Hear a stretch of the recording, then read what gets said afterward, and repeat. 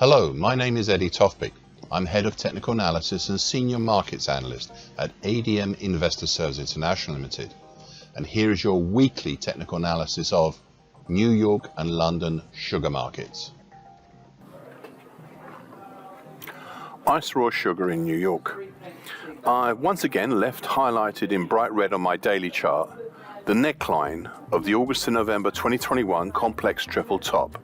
That's currently at 24.15, as it was part of what I suspected 7 weeks ago might be part of a new pattern back then. A large late June to November 2023 bump and run reversal top. It's not a great example of such a pattern, but it was genuine and pretty far advanced, you see. The hesitation seen in July and August 2023 between 23 even to 24 even, well, that fell in line with this pattern idea. The neckline in bright red acted as a de facto lower trend line for the bump and run reversal top. And as we entered December, the market was into the next phase. The question I asked 7 weeks ago was whether we'd see further declines, and if so, by far, how far, or if we should see a resurgence back up, by how much up. I said back then, and I quote, "At the moment, with all that ammunition sitting overhead from September to date, it still looks like we may have a further attempt lower, down to the combined congestion in the 22.35 zone, and then down to the stratified support starting at 21.48 that stretched down to 19.64. End of quote. The market pushed lower throughout December last year, through the combined congestion at 22.35 and well into the stratified congestion between 21.48 and 19.64, finishing towards the bottom of the congestion, holding eventually right on the same March 2023 low at 20.03. In the process, the market eventually, partially achieved some targets for the large bump and run reversal top on the downside. As I also said 7 weeks ago, and I quote, "If we utilize the neckline as the trend line for this pattern, then the theory suggested a move down to a primary target X below in the 21.85 zone, and a secondary harder to reach target X1 down in the 19.35 zone." End of quote. I further commented 6 weeks ago, and I quote, "Prices dropped down to reach the primary target X at 21.85, though so far they've run into a stone wall with the stratified congestion below. So target X1 remains elusive." End of quote. Well, target X1 has continued to remain elusive, and after the recent action over November last year through to today, I've decided to retire it after today. You see, the action since late November 2023 today has created yet another pattern. This time it is a descending scallop pattern. Now, this backward letter J has just about finished its run upwards. You see, a target on the upside for the run-up was in the 24.05 area, and that was achieved last week. Exceeded a little indeed. This target was in the midst of some overhead congestion between the congestion at 23.90 to 24.08, containing the July 2012 high at 24 even, and the combined 50% Fibonacci lines of the March to November and November to December 2023 moves at 24.08. Question now is, what's next? Well, typically for such a descending scallop pattern, there are two pathways. You could expect a hesitation around this 24.05 area for a short while before either a drop back down to the December low zone, down in the low 20 evens, or after a hesitation, a fresh move higher that will punch up through the November 2023 high at 28.14 in that area. As I said, we are in the hesitation part of the pattern now, so I would only caution you to watch out for one thing, and one thing only: false breaks in either direction. Ice Europe, white sugar in London. The break higher over the upper trend line highlighted in dark blue on my daily chart, that's currently at 674.30, back in late August, of the late May to late August expanding wedge pattern, set the stage for the next move higher, though it wasn't an easy delivery. This was a multi-pattern move, as the upper trend line was also the neckline for the late May to late August reverse head and shoulders pattern. The primary target for the expanding wedge pattern in the 769 area was reached, but the secondary harder to reach target up in the 797.30 area was not, and I subsequently retired it. At the same time, the primary target for the reverse head and shoulders pattern was reached in the 754.20 area, but here also the secondary harder to reach target up in the 784.90 area was not, and has also been retired. There was also a mid-September to early October dip forming a reverse head and shoulders bottom, with both targets reached on the top side for that, as well as the formation of an ascending wedge pattern between mid-October to late November.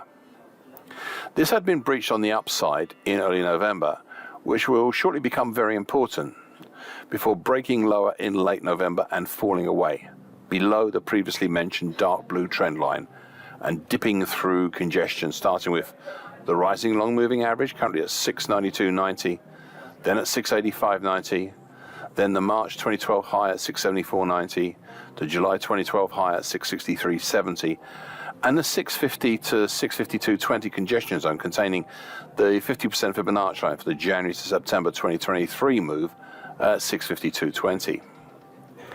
There was further congestion below at 635.30 to 638.20, and then stratified supports between 625.30 down to 602.70. A key feature here had been created, or rather the final part had been created by this move lower, and the feature was a late August to date double top. Now the market broke down through the neckline of its double top, and as I previously indicated back last year, it had the following potentials below: primary target X down in the 628.30 zone, and a secondary harder to reach target X1 down in the 585.10 zone. Now, despite the whole lot of congestion in the previously mentioned stratified bands between 625.30 to 602.70, the market managed 7 weeks ago to achieve the primary target X at 628.30. The secondary target, well, that is quite a story of its own, as prices dropped in late December 2023 down to 585.10, exactly on the number, before hesitating to only dip once more, this time to 584.90, before pulling back up in late December through to today. In the process, the market created, just like in New York Sugar, with potential up to the 670.90 area. Last week prices reached this target, and again, just like New York Sugar, are hesitating, as they're in the final process of forming, again, just like New York Sugar, a November descending scallop pattern. This hesitation is around the preliminary target for the pattern in the 670.90 area. Now the question here is the same for London and New York Sugar. What's next? Well, typically for such a descending scallop pattern, there are again two pathways. You could expect a hesitation around this 670.90 area for a short while before either a drop back down to the December low zone round down in the 585 area zone, or after a hesitation, a fresh move higher that will punch up through the November 2023 high in the 772.90 area. As I said earlier, we are in the hesitation part of the pattern now, so I'd only caution you to watch out for one thing: false breaks in either direction. Sugar white premium spread.